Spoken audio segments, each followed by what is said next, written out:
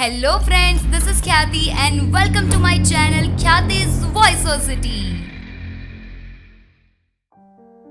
अतुल आज फिर लेट घर आया और आते ही उसका प्रिया के साथ झगड़ा शुरू हो गया, क्योंकि आज भी वो हमेशा की तरह पीकर आया है। क्या पीकर? शराब पीकर। गुस्साई प्रिया ने झटके से दरवाजा खोला। इतना टाइम कहाँ लगा दिया? पार्टी थी आज ऑफिस में। अतुल की डगमगाती आंखें सब बयां कर रही थी। कौन सी पार्टी थी? तुझे हर बात बतानी जरूरी है क्या?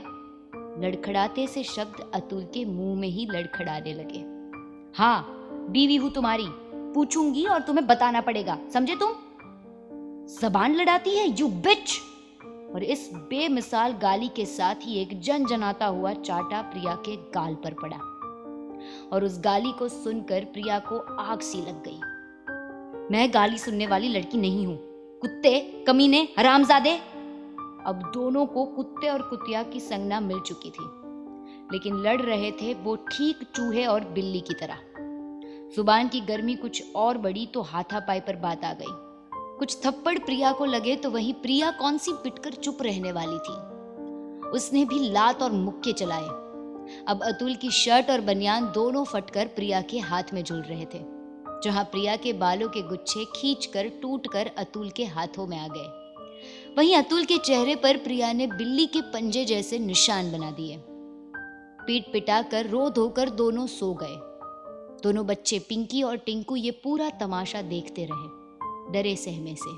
उन मासूमों को क्या पता ये लोग क्यों लड़ रहे हैं। वो कभी रोते और कभी दोनों के बीच में आ जाते, लेकिन आखिर में उनको रो रो कर चुप होना पड़ता।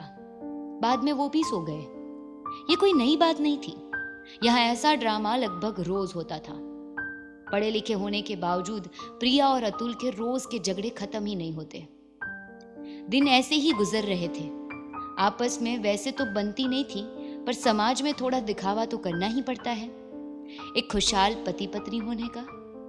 उसी कड़ी में अपना योगदान देने एक दिन दोनों पहुंचे थे बच्चों के स्कूल। उस दिन एनुअल फंक्शन था। सभी बच्चों के पेरेंट्स को वहां आना था और सभी बच्चों के पेरेंट्स वहां आए हुए थे। एक ड्रामा शो था जिसमें उनके दोनों बच्चे टिंकू और पिंकी ने भी भाग लिया था, जिसमें एक लड़का और एक लड़की भी उनके साथी थे। चारों बच्चे स्टेज पर थे। प्ले के दौरान एक लड़की ने टिंकू को धक्का दे दिया। टिंकू को गुस्सा आया और वो लगा पकड़कर उस बच्ची को पीटने। धक्का देती है यू बिच, अभी बताता हूं। पीटती बच्ची को बचाने एक दूसरा बच्चा आ गया जो टिंकू को मारने लगा। भाई को पीटता देख अब पिंकी भी लड़ाई में आ गई। कुत्ते, कमीने, हरामजादे, छोड़ मेरे भाई को। और चारों बच्चे लड़ाई में एक दूसरे से चिपट गए।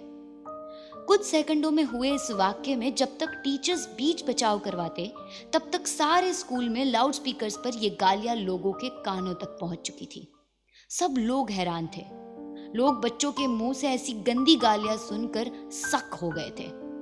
वहीं टीचर्स ये सोचकर परेशान थे कि ये सब गालियां बच्चे सीख कहां से गए। उधर अतुल और प्रिया लोगों से नजरें बचा रहे थे। जैसे तैसे लोगों का सामना करते हुए और प्रिंसिपल और टीचर्स के सवालों के गोल मोल जवाब देते हुए वहां से बचकर वो दोनों बच्चों को लेकर घर आ गए। अब उनको समझ आ चुका था कि बच्चों ने गाली देना कैसे और कहां से सीखा।